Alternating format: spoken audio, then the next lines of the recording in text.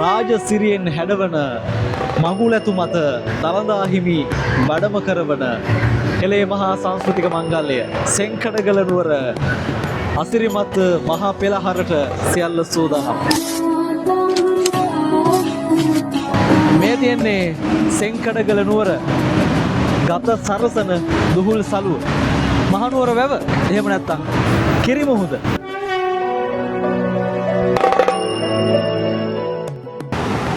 මහනුවර වැවට කිරිමුහුද කියලා නම් තියන්න හේතුව තමයි ශ්‍රී වික්‍රම රාජසිංහ රජතුමාගේ අදහසකට තමයි මේ වැව හැදෙන්නේ.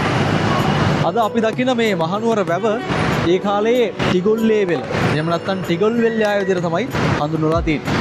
පසුව ශ්‍රී වික්‍රම රාජසිංහ රජතුමාගේ අවශ්‍යතාවයක් මත තමයි මේ කිරිමුහුද හදලා තියෙන බවට ජනප්‍රවාදී සඳහන් කරන්නේ. ඉතිහාසය සඳහන් කරන්නේ එතුමාගේ නායකර වංශික බිරිඳකගේ අවශ්‍යතාවය නිසා මේ වැව නිර්මාණය කළා කියලා ඉතිහාසය සඳහන් කරනවා. කොමුණත් මේකට කිරිමුහුද කියන හේතු කාරණා කීපයක්ම තියෙනවා. රට මැද පිහිටි වැව නිසා මේක කිරිමුහුද කියනවා කියලා තියෙනවා. ඒ වගේම මේ ජනප්‍රවාදී සම්බන්ධයෙන් කතා කරද්දී කිරිබ්බෙකුගේ කතාවකුත් මේ වැව හා සම්බන්ධයෙන් ලියවිලා තියෙනවා.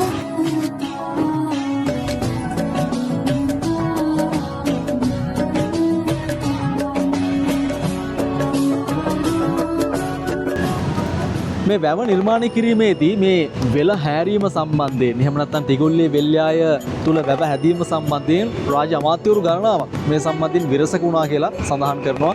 කොහොමවත් රජතුමා Tamanගේ කැමැත්ත අනුව වැව නිර්මාණය කරන්න කටයුතු කරලා තියෙනවා. මේ වැවේ වැඩ කටයුතු බහර වෙන්න මීගස්තන්නේ අධිකාරම්තුමාට.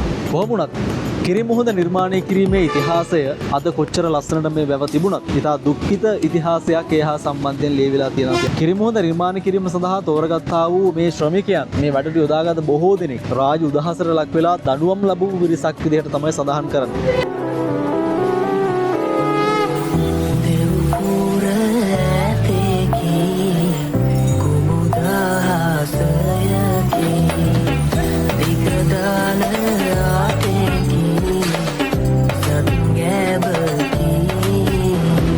කිරිමුහුද නිර්මාණය කිරීමේදී මේ හා සම්බන්ධ තවත් සිදුවීමක් වෙන්නේ මේ කිරිමුහුද කියලා නම හැදුණු විදිය. මෙය ඉතා විශේෂයි. මොකද මේ කිරිමුහුද නිර්මාණය කිරීමේදී මෙහි කිරිබ්බෙකු සිටපු බවට අතීතයේදී සඳහන් කරනවා.